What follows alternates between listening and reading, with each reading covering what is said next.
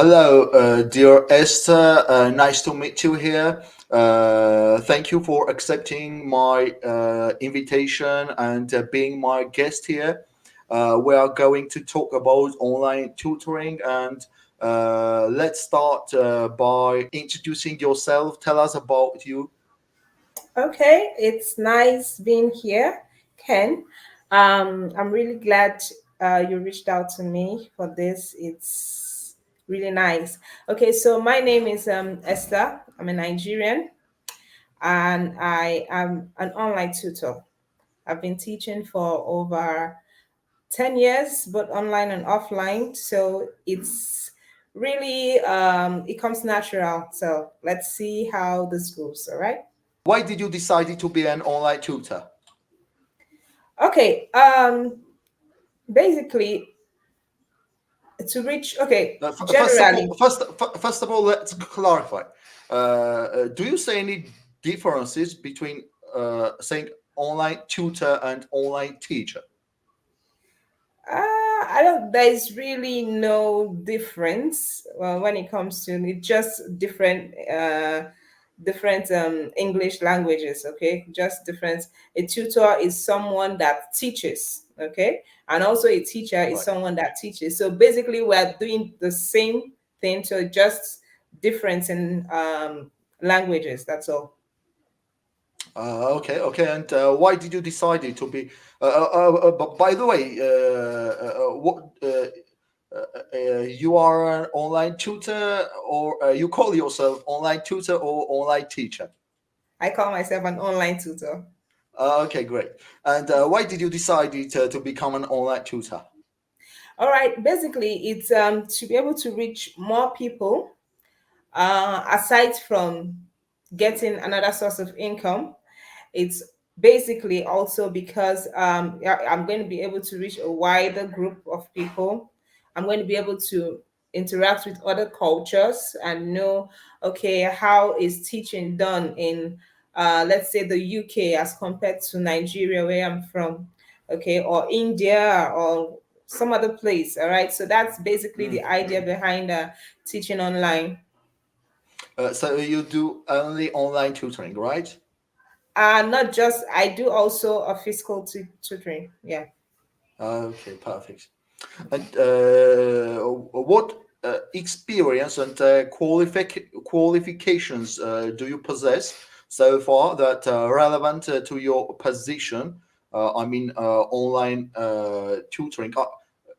You teach only English, or do you have another professions as well?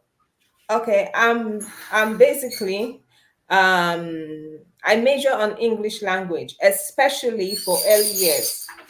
Okay, early years are from 3 to let's say 5, 6, 7. Those are early years. Okay, so I do mostly English language. And Mm, if it comes I see. down to it, I can go into other subjects if depending on who is asking. Okay. Okay. So to be an online tutor, the first thing you need to get is either a TEFL certificate or a TOEFL certificate, and that is a teaching English as a foreign language certificate. You can get that online, and there's the one for 120. The basic actually is 120 hours teaching English as a second language certificate. Then we also have TOEFL, which is teaching English as a foreign language. There's actually a difference, but people confuse it.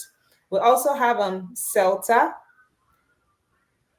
and I think those are Okay. about the three that you basically have to have. So personally, I have the 120 TOEFL certificate.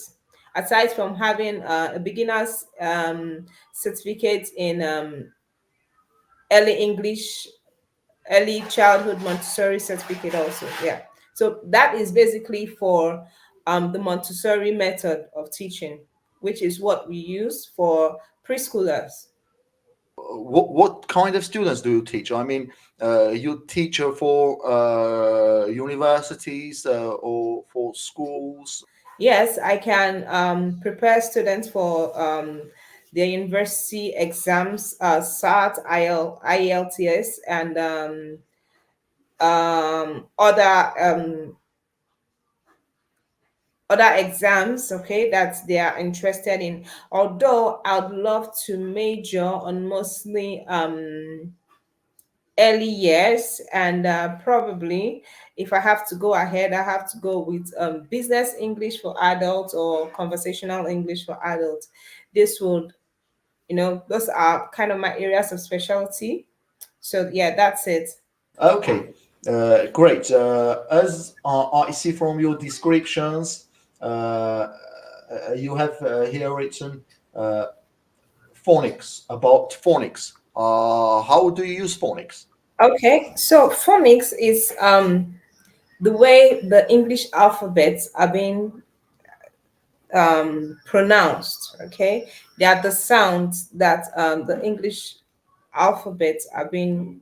They are the sounds of the English language. Okay, and it's used basically for preschoolers and those learning English for the first time. Okay, because it helps in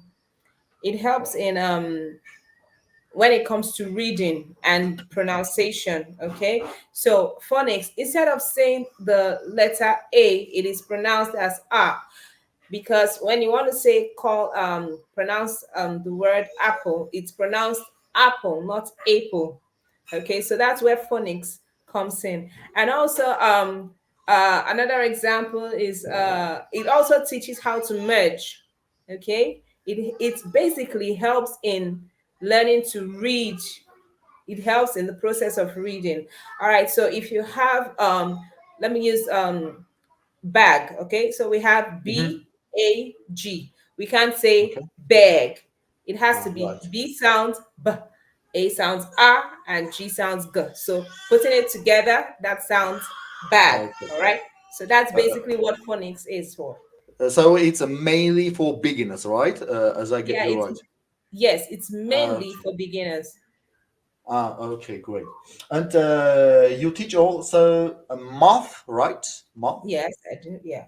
So what level of math do you teach? Okay. Basically, I am an early years tutor. Ah, Okay. So everything I'm doing has to do with kids. okay, Everything I I see. do, yeah. So it has to do with kids. Now, some kids tilt towards loving English, but most kids tilt towards loving mathematics. So we are here to help merge them together. That's what Okay, we're I here for. see. Do you work half time or part time? Okay, I work part time because I also have a class here, an offline class. Okay, that Okay. I yeah that I also relate with. Yeah. Okay. Do you usually have students like zero interest in learning or zero knowledge in English, and how do you handle it? So those they're classified into, I think, we have about five classes of English language students. We have A1, A2, B1, B2, C1, and C2. Okay. Now Okay. A1 is the absolute beginner. They can be not necessarily a kid. You can also have adults that have zero knowledge of English language.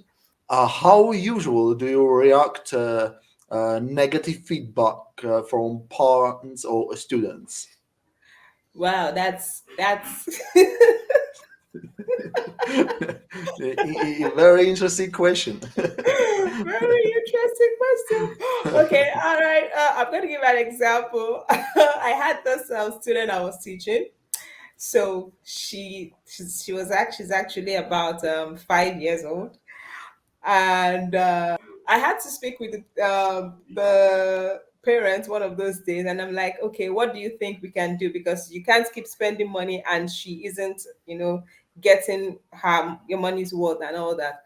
And she's like, okay, so what do you think we can do? And she was actually asking me because, you know, most times you accept probably physically, when it comes to um, physical classes, that when you have this one-on-one negative feedback. All right, Mm. probably a parent, something happened to the child, and then all I have to do is just, okay, I apologize, and after apologizing, I see how to, make it work. All right, that's So, basically what.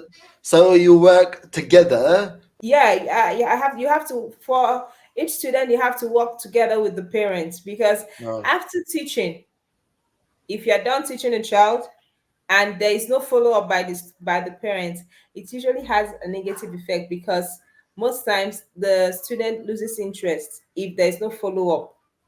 Okay, if there's no follow-up from the parents, because you really have to put your head down and, I need you to know this, I need you to do this, I need it. So that's it.